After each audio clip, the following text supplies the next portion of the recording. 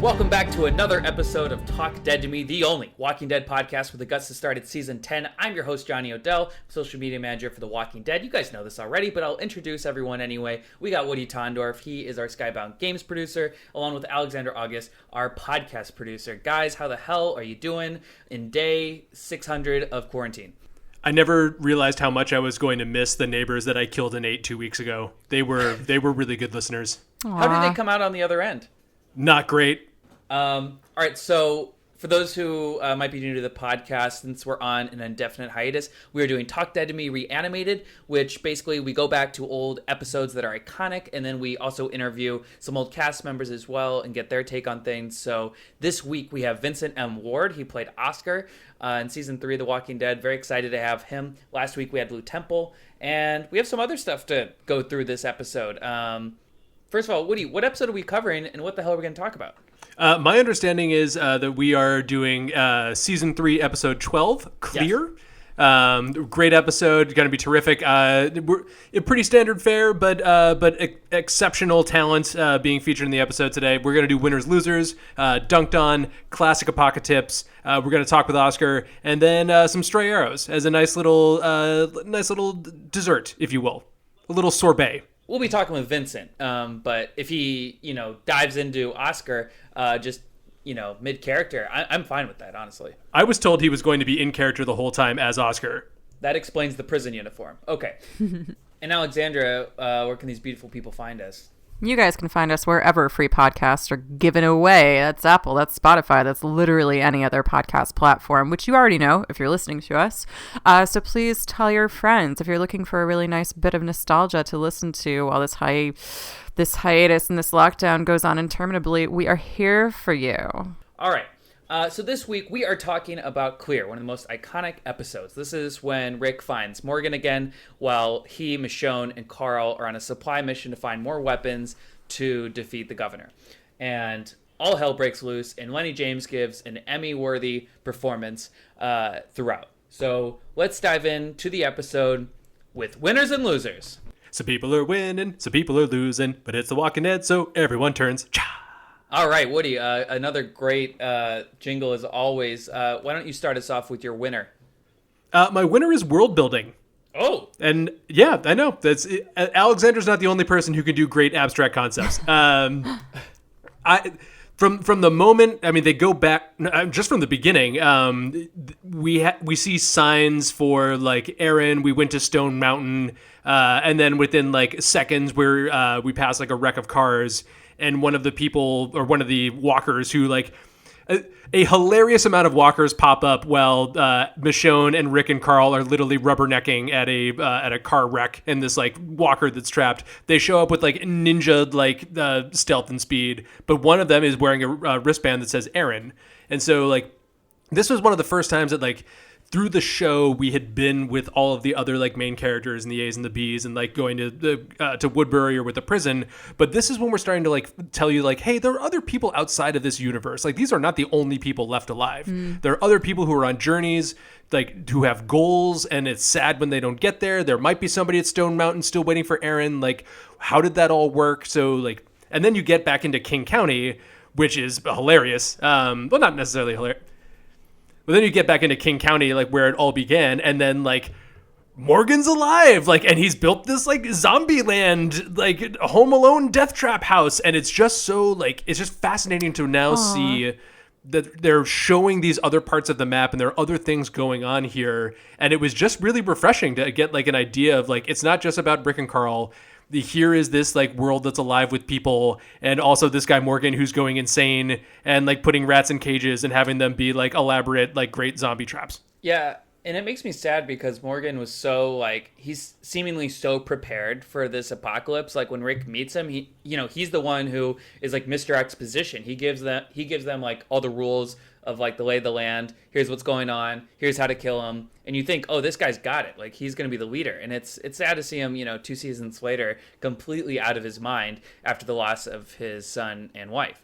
It's always interesting to watch these characters just kind of pop up, or like new people to be like it's a miracle that Rick and these other people can like keep their shit together, I guess just because they're with people. Although there's a wonderful end to the episode with Rick and Michonne where they both kind of talk about like we're both kind of like lightly crazy, but we're not as crazy as that Morgan guy type deal, which was just wonderful. But yeah, it was, and then to get like news about how everything went down with like Dwayne just like weeks later and all of that stuff. It's just like, as these characters pass through this world, they leave other characters and essentially NPCs behind, and they go and like live these other lives. And it just really felt like a vibrant world that The Walking Dead had always promised us, but we hadn't really seen. I think we've covered the episode. I guess that's it until next week, right? Do we even need a guest? I mean, you pretty much summed up the whole episode and the theme. Now for Dunked On. Really good. Oh wait, you still have a loser.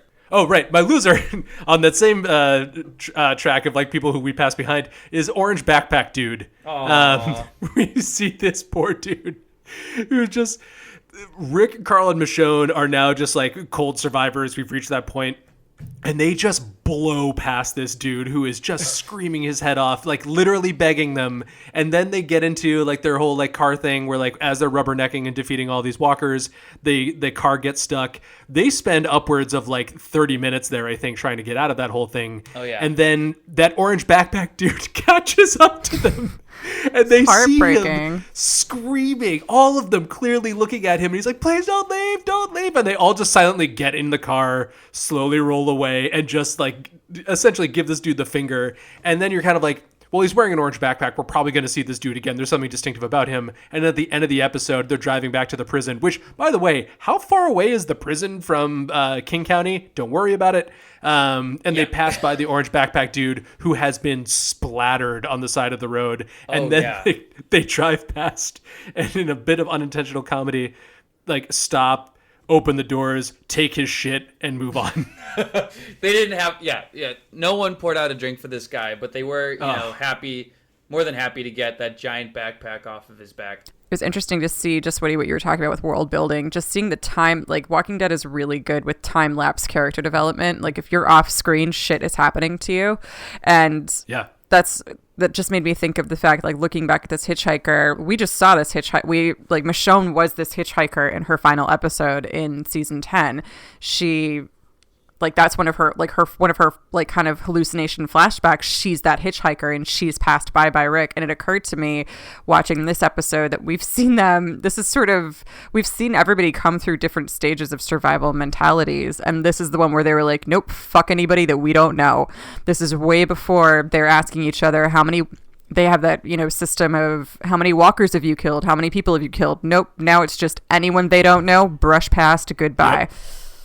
Yeah. That's perfect. Alexandra, you got some winners and losers. Let's hear them. Sure do. My winner this week are Rishon shippers because boy howdy was this wonderful. If you were planted. Yep. If you were an early Rishon which I kind of want to know if there were any early Rishon shippers, considering that they do not get together in the comics, that Andrea was still a very, very prominent character at this point, and I'm pretty sure her death and Laurie Holden's exit were not spoiled beforehand. So I'm kind of wondering if you're listening to this and you've been a Rishon shipper since before they actually had sex on that couch.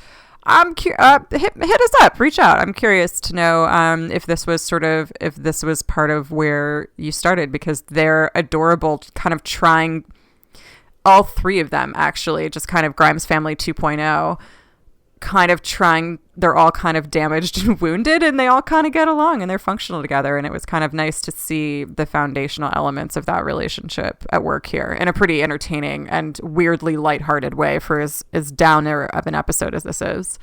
Oh, 100%. I would totally, like, when they showed, in the beginning of the episode where you have Rick, Michonne, and then Carl in the back, like, in a car together, like, take out the Apocalypse. I just want that show. Like, that sounds awesome. I am down for this. Yeah. There's a wonderful moment when they have, like, when they're trying to fix the tire thing. And, like, there's Rick tries to give a piece of fatherly advice to Carl to be like, so if you're stuck in a rut, you use this thing. And Carl's like, oh, like, we're here, Dad. But they have, like, a really cute moment of them being, well, cute-ish, of their being like, I don't trust this lady why are we doing this? Like, we shouldn't bring her with us. And like Michonne is listening to them like 2 feet away, being like, do you guys understand that like it's very quiet out in the country? She can absolutely hear what you guys are saying.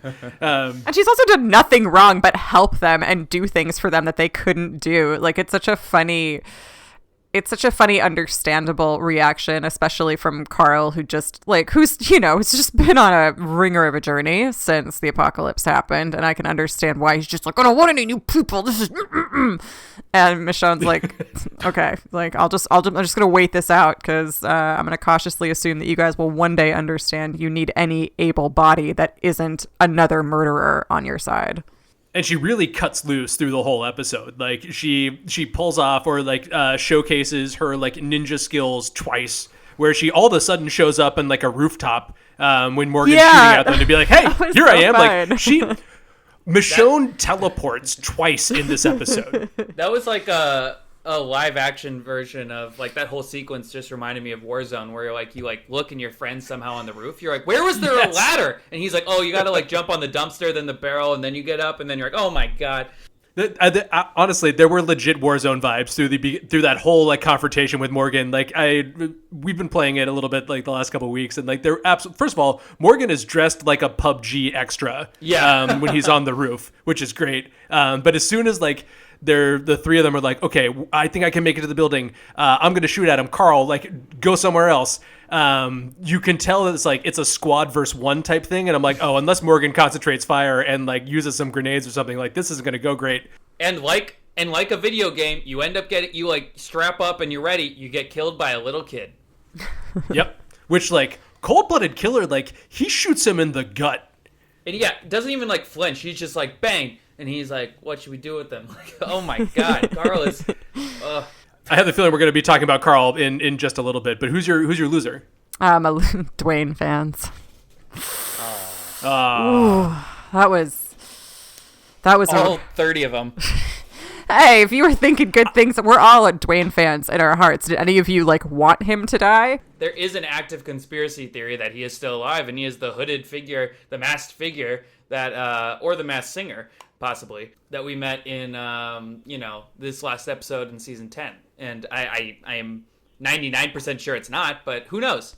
I'm not into that. I will say that. That would be cool, but there's literally no one who would recognize him at this point. But, I remember watching this for the first time and seeing Morgan there and just kind of assuming that Dwayne had run away, that Morgan had gone crazy, and Dwayne didn't want to stick around and went away because he couldn't help him. I never in a million years thought, oh, Dwayne's dead mom killed him. Like, fuck. It was rough.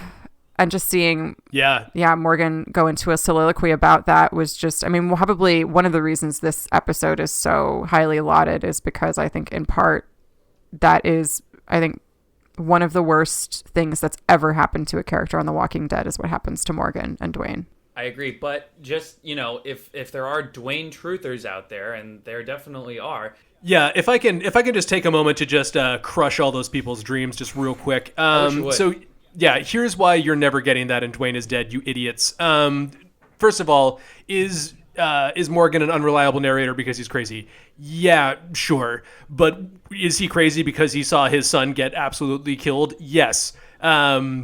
Also, there was an interview that Robert Kirkman did with Entertainment Weekly where like all you have to do is just like take a little bit of inference of what he's talking about, and like he's referring to Dwayne in like this in the past tense. He's absolutely dead. I don't think there's like Also, the only person that would have any emotional resonance for is Morgan, because Morgan would be the only person who would recognize him ever. Morgan is on Fear the Walking Dead right now. They're not going to bring him back to the OG series unless it's like 2 years or seasons from now, and who knows if any of us are going to be alive then. And if you and I know that Johnny, you've talked about like, is that going to be the Elodie like Michonne connection? Could that be the thing? I just think there's so many moving pieces and such a large gulf to bridge to get to that it's just impossible. My winner this week is Carl. I know we've been doing these abstract winners and losers, love it, but for me, Carl, I think he totally won the episode. We already talked about his amazing, little pistol skills with Morgan.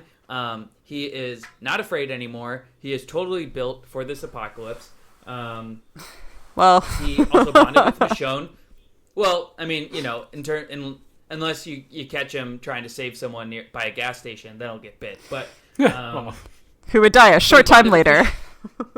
But he bonded with Michonne, which became a really important relationship. And also, good call, Michonne. Get to, befriend the kid so you can get to the guy. I mean, long time coming, but you got to plant those seeds.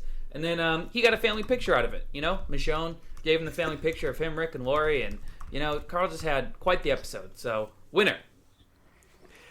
Absolutely. It was really nice to see Carl just, kind of come into his own a little bit and push back on Rick and Michonne, because like in the first season and second season he's like still a little kid, and now he's kind of off on his own. Yeah, and I love how like he was like talking to Morgan like an adult, like at the end where he's like, "Hey, sorry I shot you, but you know why I did." And Morgan's like, "Don't you ever apologize?" Oh yeah, and like with the ghost of like Dwayne over like Morgan's shoulder as he's like, "Don't you ever be sorry, son." Three quick things about Carl. One, when it'll be quick. Okay. Mind your shit. Keep your fucking shirt on, Johnny. It's off. I know you took it off at the beginning of the podcast, as you usually do. It's a joke. Yeah. Play with your Rick nipples says while he has we body talk. armor. Yes. When Rick says he's wearing body armor, Carl is legitimately disappointed.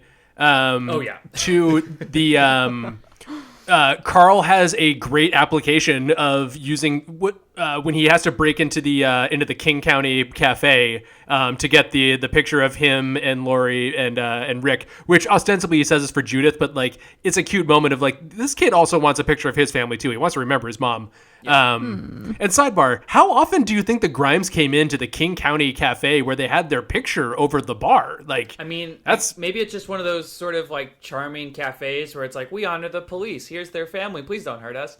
Oh, you're right. So like Rick signed the permit for the gun underneath the bar there, and they're like, you looked after us. Good job. Mm-hmm.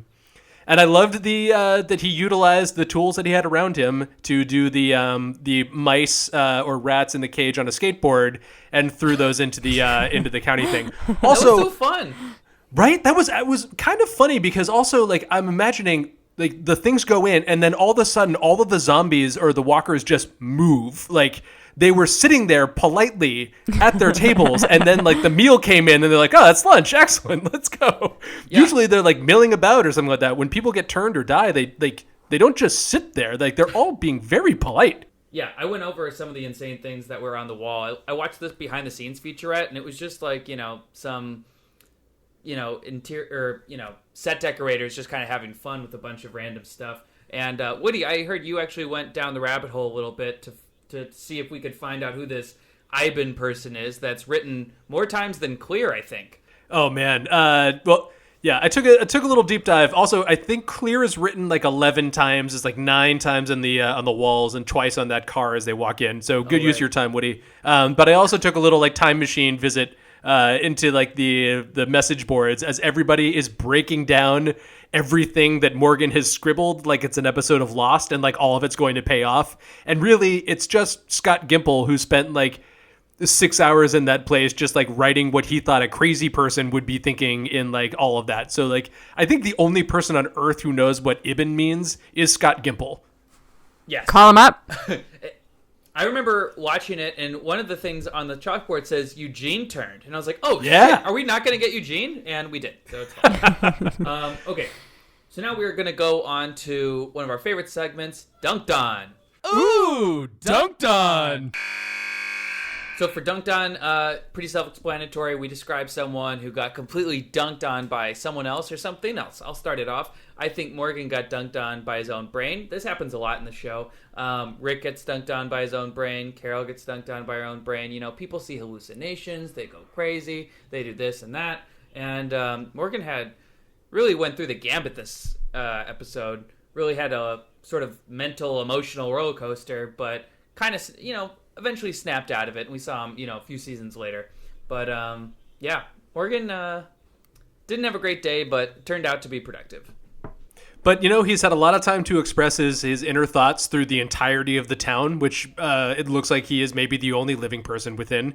He's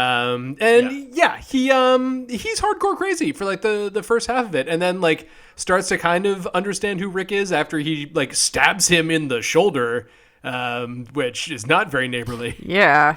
Alexandra, who's your dunk on? Just Michonne on Carl in general. Carl just being kind of like sniffy the entire episode and just like, you don't really belong here. And if I have to hang around, I guess I will. And Michonne just like being like, fine, ninja move. Fine, ninja move. Fine. Oh, really? Still ninja move. And her just basically like tossing an apple up in the air and taking a bite of it, just waiting for him to come to his senses. I enjoyed that. Because I mean, especially when Michonne started out as just kind of as someone who was like really quite feral in terms of her relationships and very kind of like down to the elements of what mattered. Like you see that a lot with her and Andrea, and her just kind of then you cut forward to her being extremely savvy in this episode too. It was just fun. Oh yeah, she's an MVP, and I love that after all of that, like not only does she like sneak 100 back into the King County Cafe, effortlessly just like yoink the Grimes family portrait, but she also has the wherewithal to be like, that's a funky cat statue. I think I like that, and then like produces that as if from like nowhere in her like magic video game backpack, and she's like, this thing's just too damn gorgeous. Like yes, oh my god, it was fantastic. She has a 99 on Apocalypse 2K. Like, she is... Oh, yeah. Everything. All of her skill levels are maxed out. This is where Michonne is like... has the... this is where Michonne is just cool. Like, all of a sudden, she becomes somebody that you want to hang out with. Not just somebody that could completely save your ass in any number of situations and do it with style, but somebody that you would actually have a good time with. It's sort of like, yeah. And you can tell that, like, when they, like, were on their way back, that, like... Carl was so excited on like the high of like achieving his side quest, and then like they're almost there, and I could tell like Michonne like would like be like, hey, wait a minute, aren't you forgetting something? We came here for the crib, dude. And they went and got it, completed the mission, and did that, like plus all the optional objectives. Like excellent, fantastic work. Really was. Woody, who was your dunked on this week? Even though I agree that Morgan's brain just broke the backboard, he still had the wherewithal to dunk on Rick, because Rick goes into his full-on like, hey, come on, buddy, this is great. We've got safety. We found a prison. The fences keep him out. And then Morgan asks, is that where your wife died? Oh! And I just went, I that. said aloud, damn, Morgan. Like, oh my God. Like, just terrible. Yeah. And also, do you remember like how shocked you were in the moment, like when they were like wrestling on the ground, and like, you've seen it so many times in movies where someone has a knife and they're inching closer and closer to the hero, and obviously something always happens at the end, and the knife gets disarmed or whatever. No, Morgan just plunges that thing into Rick's arm, and that's it. Like that, I was like, holy shit. And also, like Rick dresses that wound in about 45 seconds. I'm not sure what like what the timing is like. It seemed pretty superficial. He's carrying 2 giant duffel bags of guns out of that place after sustaining a very bad stab wound that I guess is from a not-infected knife. Fingers crossed. Like, oh, boy. Yeah. Oof. That was a lot. All right, so now we're going to go on to our favorite news segment of the hiatus, and now we have music for it called Apocatips. Hit him with the theme music. Woody, why don't you start us off with your Apocatip? I'd love to. Look, friends, when you're turning your house into a Home Alone death trap, take the time to do the little things for yourself, the little in-jokes that pass the time. So, try turning your welcome mat into a spike pit, because that's ironic. And then, have a trap that says, turn around, I'm not shitting you, and then paint on the swinging axe that will impale or, butcher your foe, put told you on it. Will they see it? No, they will be dead, but you'll know, and that's fun. It's almost like it was set dressed by Jared Leto's Joker, where it's like because we know that he's damaged, but yet let's tattoo it on his forehead in case people forgot. It's like the Shining meets Home Alone. Like if Home Alone, if it was Jack Nicholson instead of Macaulay Culkin. My pocket tip this week and I learned it right out of Morgan's mouth at the end of the episode. He said, quote, "Don't ever be sorry," unquote. And I'm going to take that to heart. I'm never going to be sorry about anything again. If I want to survive an apocalypse or this pandemic, I'm just going to stop being sorry for stuff. And it's probably going to get me in a lot of trouble, especially with my girlfriend. But, Morgan said it, and I just got to follow it by law. I can't disagree. Just no regrets. Live, laugh, never be sorry. Alexandra, do you have any Apocatips for us?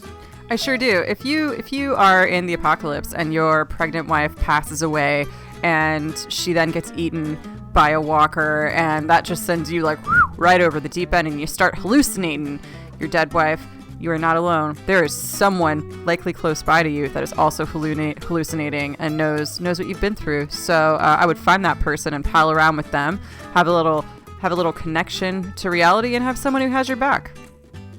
There aren't any meds in the apocalypse. Well, there are meds, and Carol's taken all of them.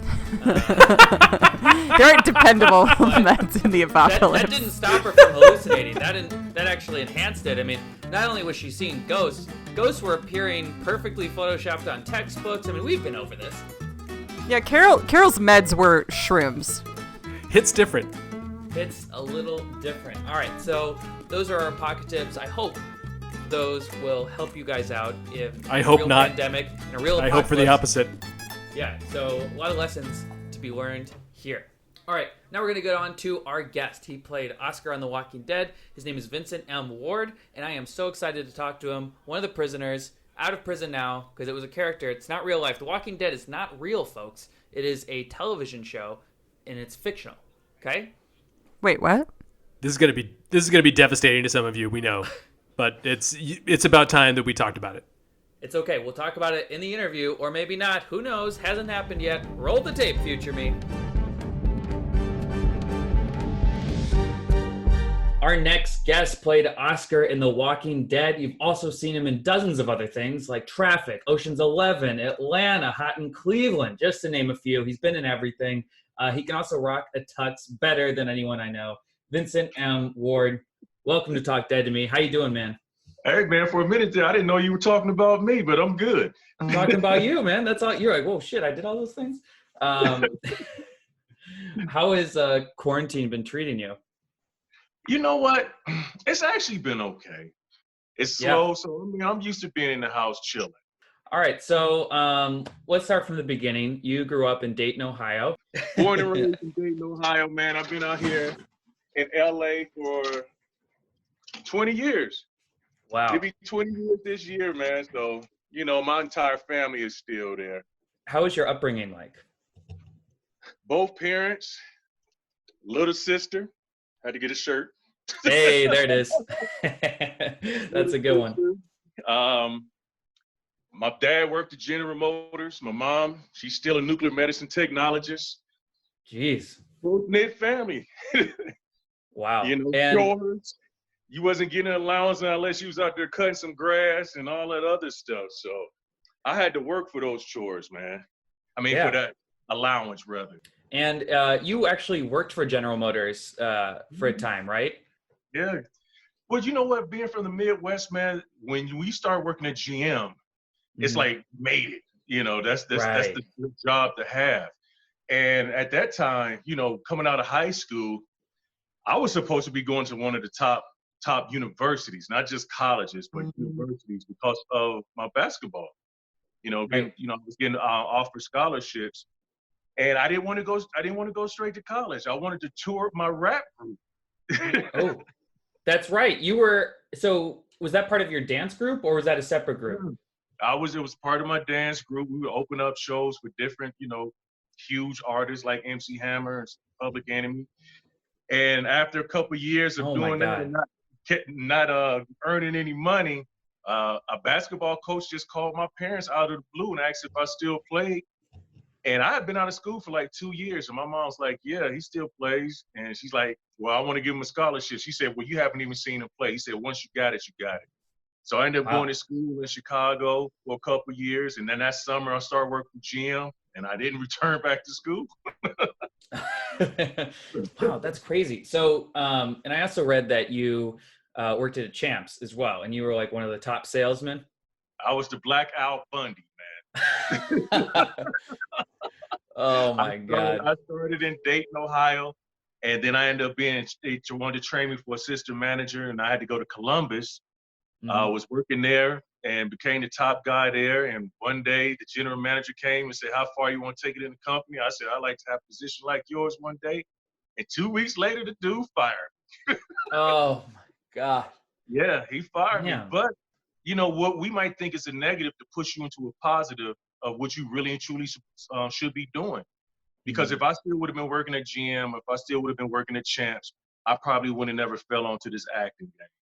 Right. And so after I got fired from Champs, a couple weeks later, I went and saw my very first play, and I fell in love with acting that day.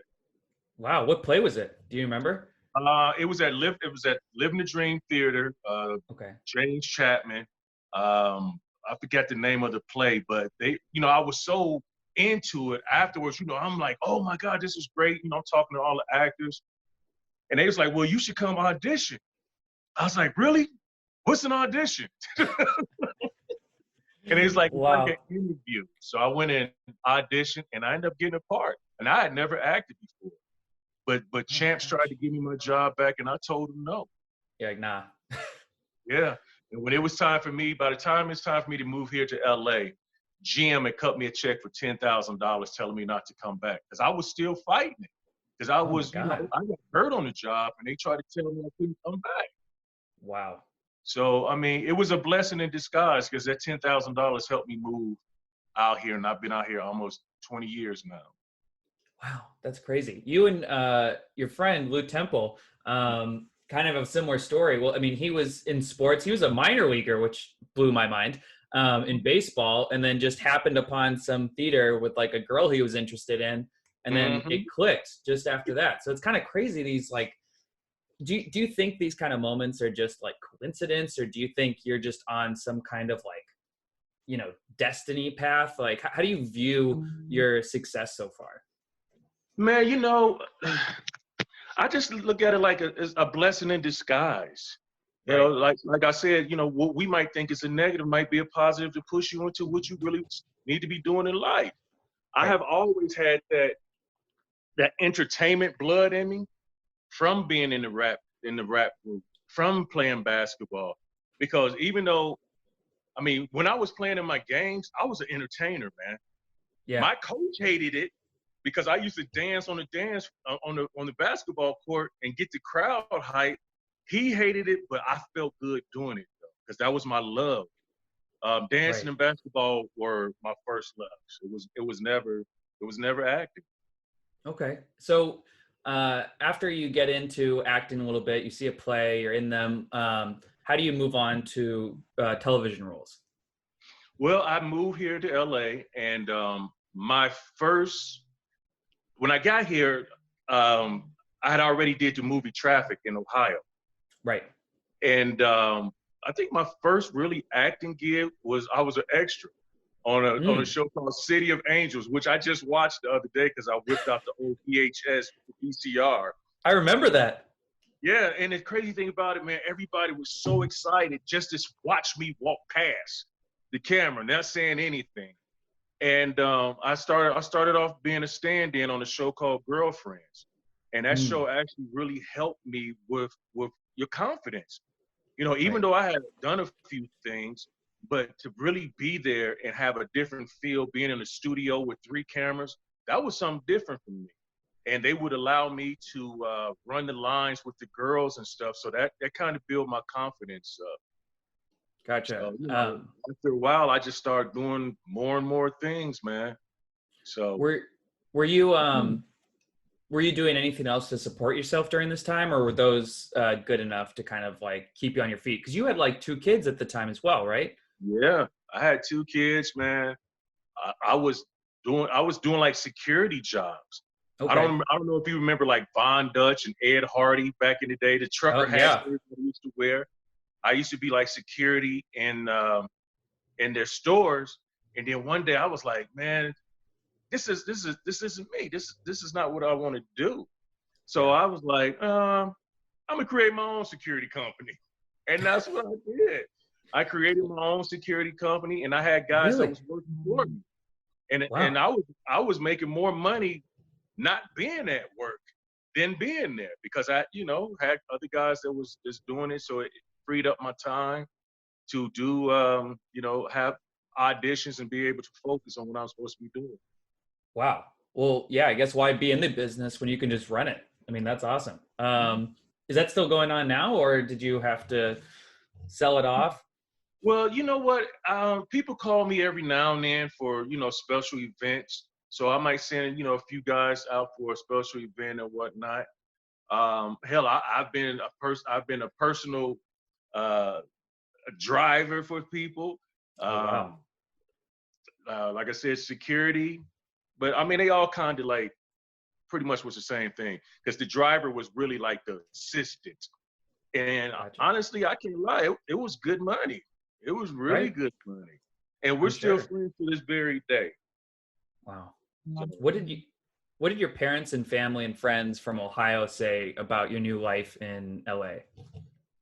When I first moved out here, when I first told my parents I was moving out here, they was like, what the hell are you talking about? You don't even know anybody out there. I was like, it doesn't matter if I know anybody. I'm gonna make it work. And when I first moved here, I was staying with a friend for a couple of weeks, and they lived in San Diego. And San Diego was like 2.5 hours from LA. So every day I would drive to LA and try to find me a spot. And everything wasn't peaches and cream, man. I figured I was gonna come out here and be on the map like that, because I had already did the movie Traffic, and I had did a couple of plays. But it doesn't matter. When you come out here, you stomping with the big dogs. Yeah. And I remember even maybe like 3 or 4 years ago, I remember I was with this agency in Atlanta, Georgia. They film a lot in Atlanta. And they was like, well, you should really move out here. You can be a big fish in a small pond and all this. And I was like, no. I said, whatever's going to happen is going to happen. If I got to go against the big dogs and I believe in myself, then that's what it is. I'm not going to just go because I think I'm going to get a part easier because I'm out there. But now you're always auditioning, doing video auditions here and sending them out there anyways. So tell me how you got into The Walking Dead then. I just auditioned. Really? I just auditioned. Yeah, I had a video audition. It was like, you're auditioning for The Walking Dead, and the first thing I said is, what is The Walking Dead? Oh wow! So this was, what year is this? This was the 2012. Yeah, I'm trying to think. Like, yeah, somewhere. Yeah, I think that was like 2012. That's crazy. All right, so you didn't know what The Walking Dead was? Nah, I had no clue. But the thing about it is, I've been on a lot of shows that I had never heard of. I had never heard of True Blood, because the thing about it is, Johnny, I look at it like this.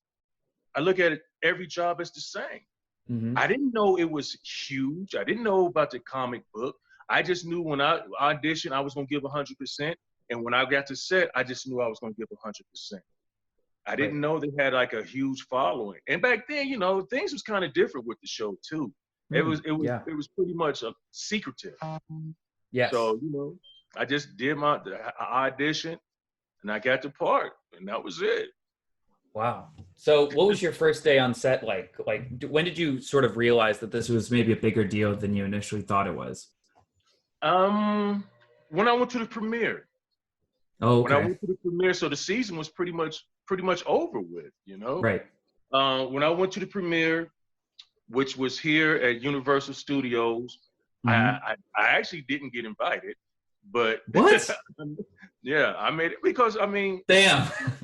Yeah, but I made it happen. You know what I'm saying? I made it happen.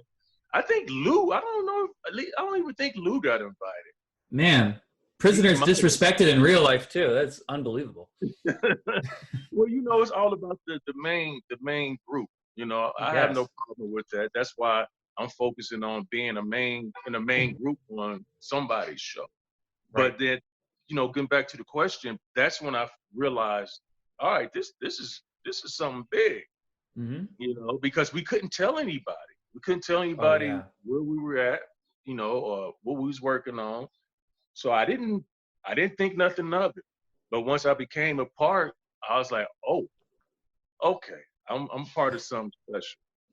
Yeah. What do you tell your friends? Are you just like, yo, I got this little thing in Atlanta, no big deal, you'll see in like 3 months or something?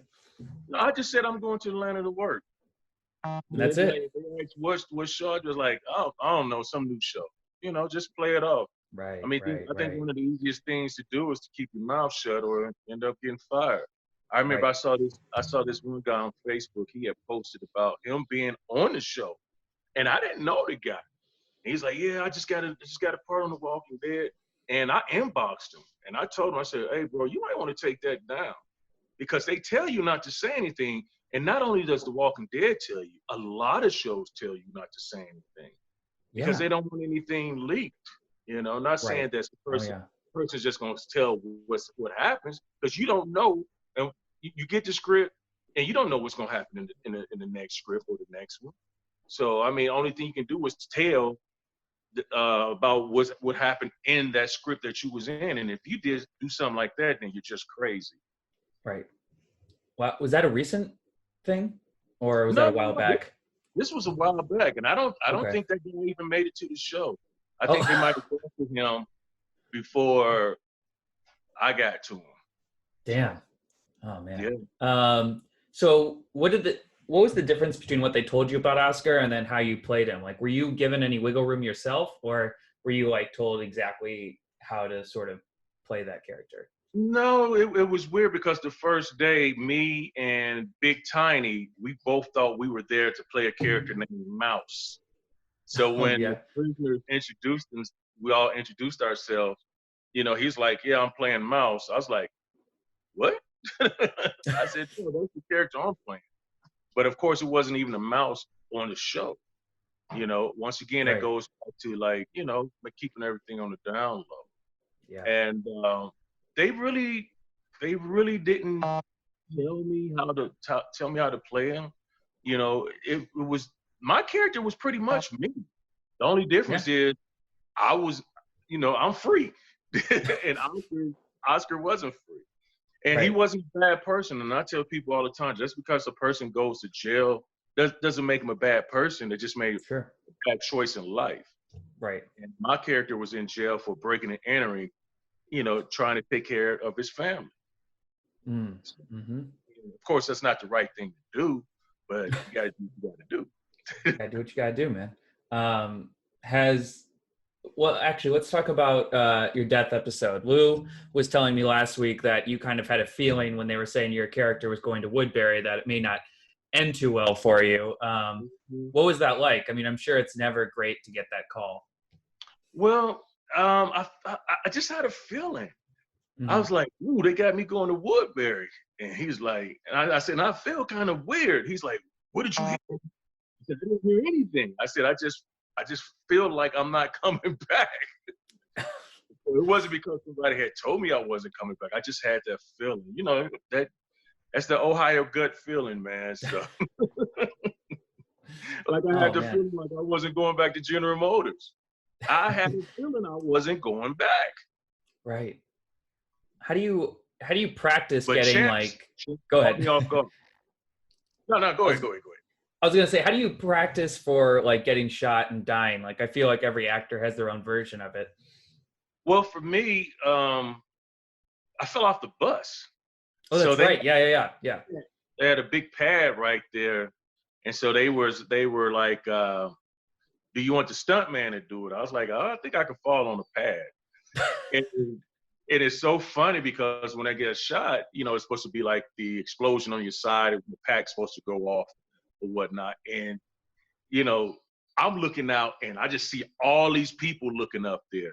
So it was my cue when I raised my hand that the pack was supposed to go off, and it didn't go off. And I was like, it's a sign. So I acted like I was jumping over the wall. Oscar lives. Right. So I was like, it's a sign, and everybody just laughed. But I mean, you don't want to get killed off. If anybody say, "Oh, I was fine with it," they're lying. Yeah. Nobody's fine with just leaving a show that's popular and that you're having fun with, and the cast and the crew are so nice. You don't want to leave that because you don't find out a lot, where people just are cool. You might be on the set and this person is kind of standoffish, or this person is kind of, got an ego. But it was none of that for the show. Everybody was what you see on social media or at the conventions. That's who they are. All right. So for the fans who don't know, what happens to you after you leave The Walking Dead? I know you had a spoken word album. I don't know if you wanted me to bring that up or not. I actually had that before. I think I had that. Was that before? Okay, It was the same year, so I didn't know. Yeah, that was before. It was a erotic CD called Eargasms. Don't talk, just listen. That's awesome. Yeah. So I mean, after that, with any show, any job, you go looking for the next job. Yep. And that's the hardest thing about this industry, man, is finding your next job. Because I'm not at the point where, well, it depends on the show or the movie. I'm not at that point where people just offer me the part. I have to beat people out. And I don't have a problem with that, but I have had offers in the past. I mean, the last probably 6, 7 movies that I've been in has all been offers, even though they're independent films, except for one. But, and Psych. I thought that was cool. After I shot The Walking Dead, I did Psych. Right. And I remember my agent telling me, well, Psych wants you. I was like, all right, well, send me the sides. The sides is what people audition from. And they was like, no, they're offering you the part. And I just felt honored that they wanted me on the show. So, shouts out to the guys from Psych, man. For real. So you actually have, some people may not, know this based on your appearance, but you actually have 9 grandkids. No, 13. 13 now? Oh my God. Man. They're repopulating. You trying to start a baseball team or something? Hey, it's not me. I know. I'm kidding. It's my kids having these kids. Man. So 13, and it's that's a lot of birthdays. They all live in Dayton. Oh my God, that's like half of Dayton's population now. Yeah, will be. I remember one of the coolest things, man. I did the movie premiere of my movie called Mirror Mirror, and I took the older ones there, and they were so blown away to be able to watch the movie and look at me. Like my one granddaughter, I guess she was really my date, because she sat next to me, and every time she looked at the movie theater, at the movie screen, she would look at me, look at the movie screen, look at me. So it's cool, man. Even like for the commercials I've done, they love those commercials. And, they're one of the reasons, there are 13 of the reasons why I try so hard, because I want to be able to leave a legacy for them, man. Yeah. For me, that's my thing. My grandkids and my parents and my wife. If something happened to me, I want them to be all right. Mm-hmm. Or be not even just financially, but be, happy about the man that I became or the man that I am today. There's no funny style with me. There's no ego. There's none of that. I'm just down to earth, and I try to love and be an example to everybody. Try to motivate and inspire everybody. It's not about Vincent Ward from The Walking Dead. It's about Vincent Ward, period. The acting comes second or third for me. Right. And I see you've been doing some writing as well. Yeah. I've started creating some shows, man. I just got done filming a movie of mine. It's like a remake from the old movie, The Stepfather. I call it The Stepdaddy. And actually Lou is in it. Lou? Yeah. Lou is playing the lieutenant in it. Nick Gomez, who played Tomas, he's in it. I got some people in it that people know. Tosha Story from The Oval, she's in it. And I created another movie / character called Devereaux. And Devereaux is pretty much like the new age Candyman. Now all of a sudden Candyman wants to come back, but it's all good. It's still the new age Candyman. And I have a comic book for it as well. And my traveling show, I created a traveling show called Conventioning, and it's all about conventions. Not just the ones that we're used to going to, but what people don't realize is it's over 14,000 different conventions in the world. Oh my God, I know. 14,000. That's from crazy. hair, makeup, clothes, food, sex, plants. So, but my favorite one was it's called the Abilities Con. Okay. The Abilities Expo. We filmed that one already, and it was all about people who have disabilities. And the simple things that we take for granted, like your toilets or your showers or your shoes. This convention was all about people who have disabilities, and it touched me, man. I learned some things that I never even thought about, and that was from my show, and it made me feel good to that I created it. So right now I'm just trying to get it on some network. Hey, AMC, if you like comic books, man. Hey, there you go. Whatever. Oh my gosh. Do you think there's going to be a lot of quarantine content, like movies and TV shows, like when this whole thing is over? Because I can already see it, and I'm already not excited about it. 100%, because we're still auditioning. It's true. Yeah, I have an audition today. Of course, they're all video auditions. Yeah, it's funny because it's for a touring play called Tootsie. Remember the movie Tootsie? Yeah. Yeah, they're doing a Broadway play, and I have an audition for tonight. Congratulations! Well, hey man, good break a leg on that one. Thank you. I finished another touring play. It was last year with Snoop Dogg. It's called Redemption. Yeah, it was his very first his very first play. It was myself, Snoop Dogg, Tamar Braxton, Omar Gooding, Eric Benet, Demetri McKinney, Lil JJ. And Snoop did an awesome job, man. What is he like in person? The nicest guy you ever want to meet. Damn, of course he is.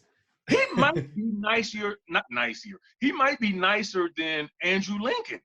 Whoa. Yeah. Some hot takes over here. Yeah. I love that. That can be the headline. Snoop Dogg officially nicer than Andrew Lincoln. Let's put it this way. I'll say head to head, they're the same person.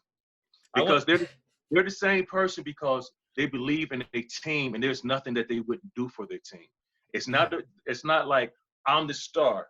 No, we're the stars. And that's how I felt with Andrew, and that's how I felt with Snoop. Wow. I want to see that rap battle. Oh, I didn't rap. I just danced. Oh, I know. I just want to see the rap battle between Andrew Lincoln and Snoop Dogg. I think. Oh. I mean, I don't know, I don't know, man. I think you might get him if he break out that the British accent that I never knew he was British. I've heard that he's very method, like on set, and stays in character. And then when he breaks out the British accent, everyone's like caught off guard. True story. We had went to dinner.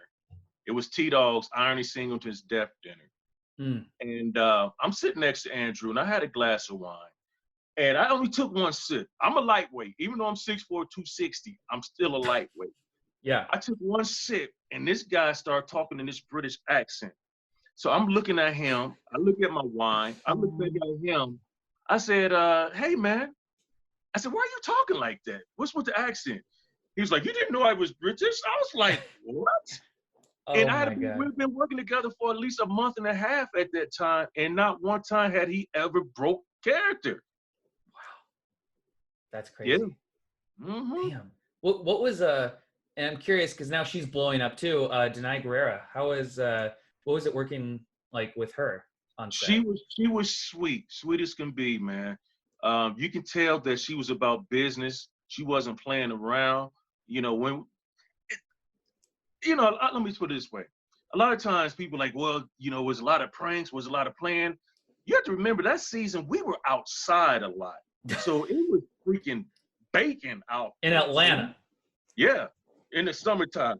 So it's like we definitely wanted to get it, get it over with, get everything done, and keep it moving.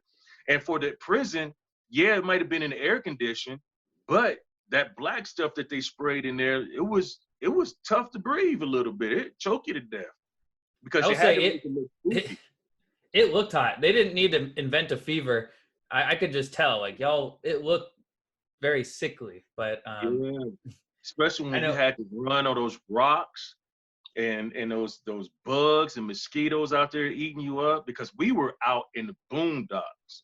Right. And that season was it was at a studio. They Oh, built all of that. I was wondering. So for the outside shots of the prison, was that like an abandoned prison, an actual prison? No, they built all of that, They man. built that? Yes, they put those Oh my cages God. up. They put those fences up. They did an awesome job, brother. Trust me when I tell you. I trust you. I have nothing respect for the people behind the scenes. You know, the crew, the people who have to build that stuff. That stuff is Mhm. tough. Every Yeah. day I was walking around different corners, like knocking to see if the walls were real and all that, and it was pretty much fake. But they do That's such a great job. I mean, you can't do nothing but tip your hat to them. That blows my mind. Do you still keep up with the show at all? It's okay No, if you don't. no. I don't, and it's not because I got killed off. It's because I didn't really watch it before then. Right. You know what I mean? Like some of the people, Mhm. I don't even know who they are. I see them, and of course, you know, I heard about the Whisperers and the Right. young lady, the young lady that was on there, the bald head lady. Oh, Alpha, Samantha Yeah, Morton. Yeah. Alpha. Yeah, Alpha. But I think the last real episode I watched is when Herschel got killed. Oh man, yeah. Yeah. That's a Rest in tough one. peace to Scott. Scott was a very, very nice man. I remember one day, him and Andrew, this one particular day, I could not get this line right. I couldn't get it right. Mm-hmm. And they just pulled me to the side and talked to me. It's like, just take your time. That's all you got to do, take your time. And that made me feel good. And I killed that line. What was the line? It was about me not working in the steam room. If you go back, you will see Rick was like, how can we turn those alarms off? And I'm like, I don't know. You know, I only worked there for a week. And he grabbed me real hard. And I was like, oh, that's because I'm messing up. And when we're running away, you see my whole jumpsuit is open. It's because he snatched me up real hard. Oh my God, that's amazing. That's how we end up getting into that steam room where I was about to shoot him with his gun. And I end up killing the other guy, Andrew. Yeah. I love season 3. It's one of my favorite seasons. And season 3 I can honestly say season 3, you know, even though I haven't watched a whole bunch of them, but season 3, man, I have to say, and I hear this from everybody, it was one of the top seasons for the simple fact, the governor, Woodbury, the prison, Rick in the gang. And yep. I think it's because you didn't have that many characters on there. But what I hear now is it's like so many characters that you like, you know, by the time you get to really get into one, it's like, all right, where are they? What happened to them this episode? That's awesome. All right. Well, that's pretty much everything I had. Is there anything else, you know, you have coming up? I mean, you were saying that you were, you know, had a lot of coals in the fire. Anything else you're excited about? Man, there's a lot of stuff on my IMDb. Big effing rat. I just got, which I had to play this park ranger, written by Thomas J. Churchill. And one of the coolest things about that is me having to ride a horse. Oh my gosh. I'm gonna tell you a little secret. Well, it ain't a secret, but that day I had to ride this horse all day. It was cool. I was still nervous about riding it. And time went on, and it got up to like 2:00 in the morning. Now the horse is tired. Right. And this the horse finally saw the rat, and this rat was huge, and the horse would not listen. And I was like, guys, you know, I'm not trying to be that guy, but I'm getting off this horse. And they was like, all right, don't worry, because I just knew he was gonna throw me. And so they ended up putting his trainer on, you know, putting the trainer and putting like my jacket on the trainer, and then the horse wouldn't even listen to the trainer. And I'm like, God.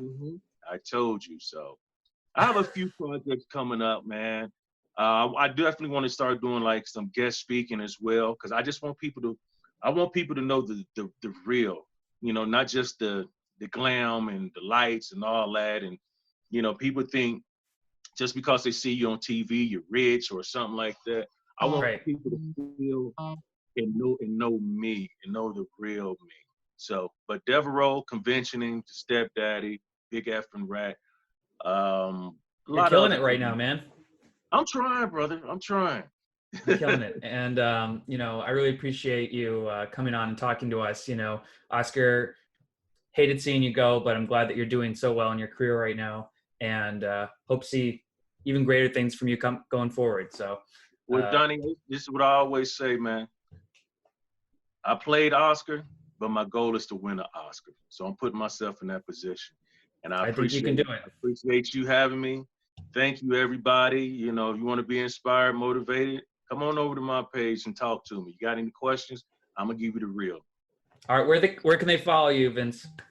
Hey, it's my name, Vincent M. Ward, everything. Even VincentMWard.com. So I got to ask, what does the M stand for? Mackin'. No, I'm just kidding. It's good. But hey, quick story. Please. When I first moved here to LA, I got a call and the guy was like, "May I speak to Vincent Ward?" I said, "Speaking." He said, "This is the original Vincent Ward. And I was calling to let you know you need to change your name." I said, "Excuse me?" The original. That's what he said. He said the original Vincent Ward. They either put your middle initial, use your middle name, or just change your name. I said, "Hey, man, how did you get my number?" He said, "It doesn't matter. Just change your name." And he hung up on me.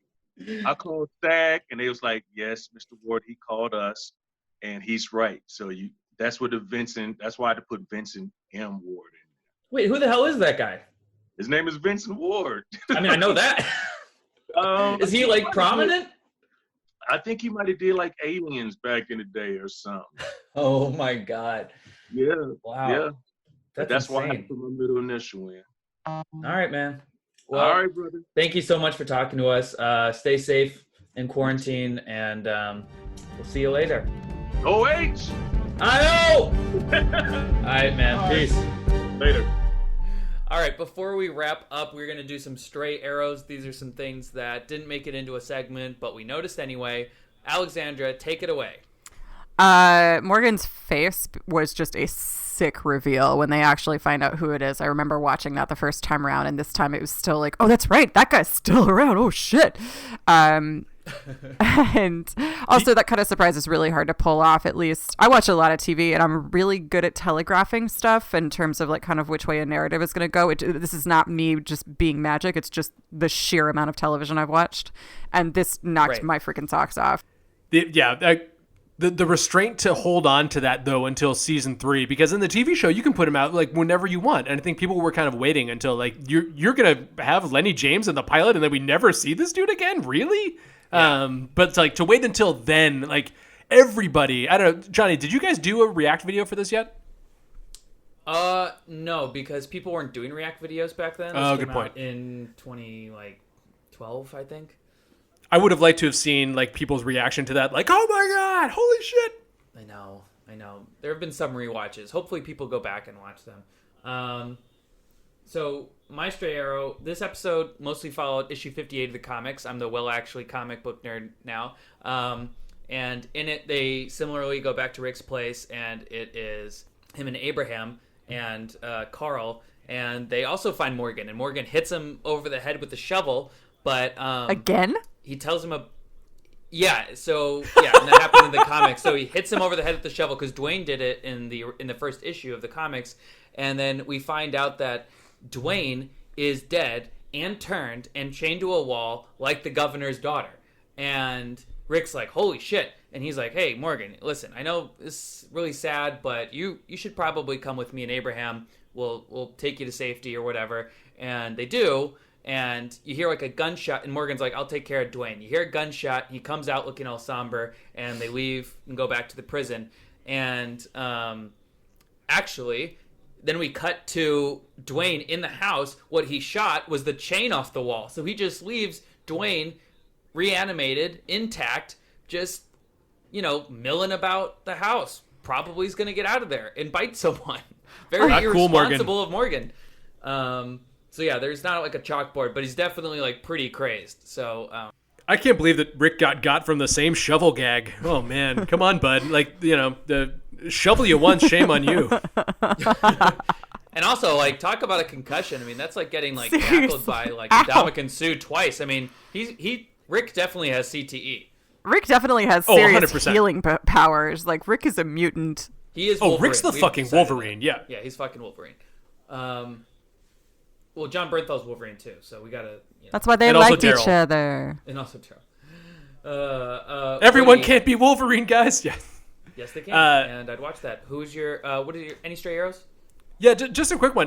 This episode received an A from the AV Club, who called it the best episode since the pilot. It's the highest grade that the AV Club has ever given a Walking Dead episode. And you know what? Sometimes those idiots over at AV Club are some real snobs. But you know what? They're very smart, and I trust all of their reviews more than anybody else's. And this one was exactly right. Is it true that the Food and Drug Administration also gave it an A? And they put the A outside the doors of restaurants. Was it that kind of A?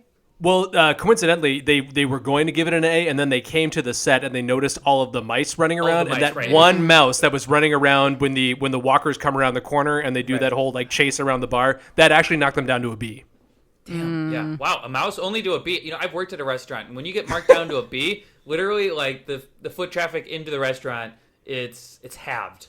So especially if it used to be an A and it demonstrably goes to a B, like if you like then things weren't right. There's this. Go ahead. Walking into this little town where things were set up and there were walkers arranged in certain areas or that appeared to be arranged. It just made me think how badly Morgan needed a princess, and also how lucky we are that Princess did not watch her son get killed, because I like her the way she is, and I like that her boredom and loneliness just drove her to be more creative.